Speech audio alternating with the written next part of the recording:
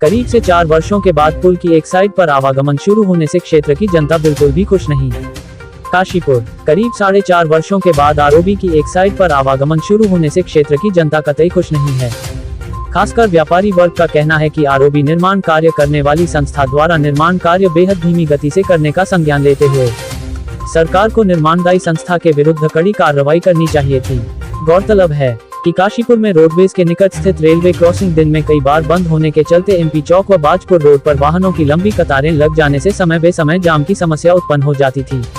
इससे निजात दिलाने के लिए करीब 4.5 वर्ष पूर्व रेलवे क्रॉसिंग पर रेलवे ओवरब्रिज का निर्माण कार्य शुरू हुआ, जो कि आज तक विधिवत रूप से पूरा नहीं हो सका है।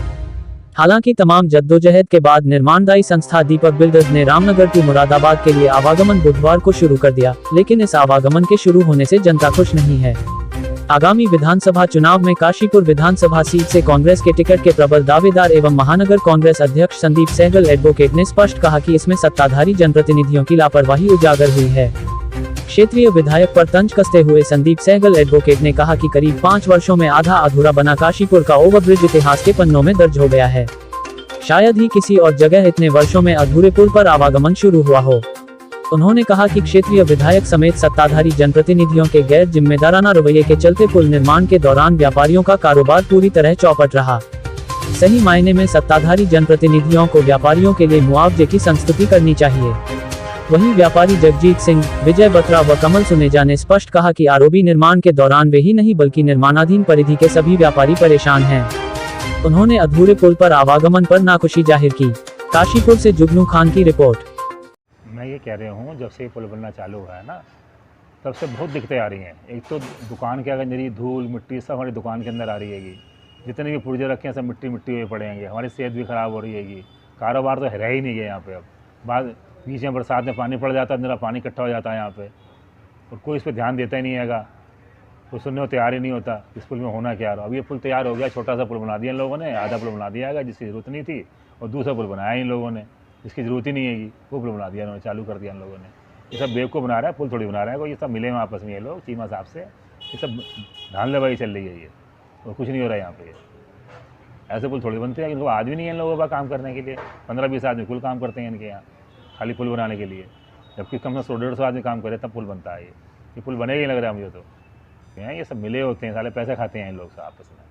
बस अगर विधायक से मिले नहीं होते तो काम बहुत जल्दी हो जाता है। ये विधायक कुछ करते हैं ना, बुढ़े विधायक हो गए हमारे ये 80 साल के, जान है नहीं, आते होते हैं नहीं, बेवकूफ़ आदमी बिल्कुल वो तो।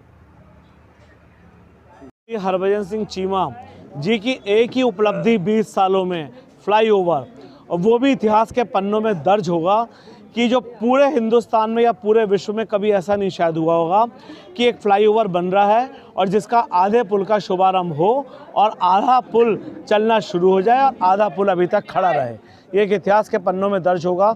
इन 5 सालों में जिस प्रकार से पुल बना, उसके लिए पूरा का पूरा व्यापारी वर्गों का व्यापार कारोबार ख़त्म हो गया। लोगों की दुकानें बंद हो गईं। महिलाओं को आर पार जाने में इतनी असुविधा हुई, हमारे बच्चों को बहुत ज़्यादा परेशानी हुई। पूरा काशीपुर तहस नहस हो गया, और अभी भी तहस नहस है क्योंकि पुल बना ही नहीं। आपने जो पुल का निर्माण करा था, अभी तक पुल इन 5 सालों में बना नहीं। मुझे ये पता नहीं कि अब कब बनेगा, लेकिन अब उनके पास समय भी नहीं है। 8-10 दिन के अंदर आचार संहिता लग जाएगी।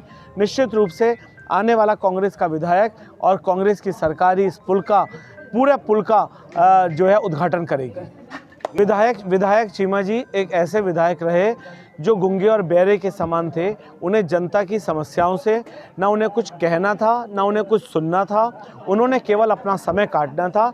जो समय उन्होंने काशीपुर को विनाश की कगार पर पहुंचाकर अपना समय काट दिया, लेकिन काशीपुर की जनता उनको उतारने के लिए, कांग्रेस का विधायक बनाने के लिए बेसब्री से चुनाव का इंतजार कर रही है। 2022 में उनको मुंहतोड़ जवाब मिलेगा। काशीपुर की सम्मानित जनता इस बार कांग्रेस का विधायक बनाकर फिर से विकास की गंगा काशीपुर में बहाएगी। उनका काम ही इतने धीरे धीरे हुआ है, और ये सड़क इन्होंने अब तैयार करी है। अब से पहले तक तो 4 साल से धूल ही धूल फाँक रहे हैं हम यहाँ बैठे हुए।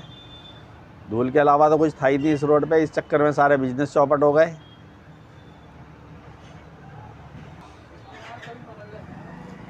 सर, जब से ये बनना शुरू हुआ है पुल, तब से इन्होंने अगर सर्विस लाइन स्टार्ट कर दी होती तो हम लोगों को इतनी परेशानी नहीं होती।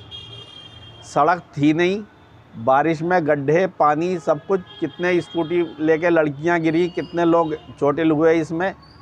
और बिजनेस तो ख़त्म हो ही गया, बिल्कुल पूरी तरीके से बिजनेस ख़त्म कर दिया इन्होंने। और तो ज़रूरत ही नहीं थी फ्लाईओवर की, तो केवल आरओबी की ज़रूरत थी यहाँ पे अगर बनता तो।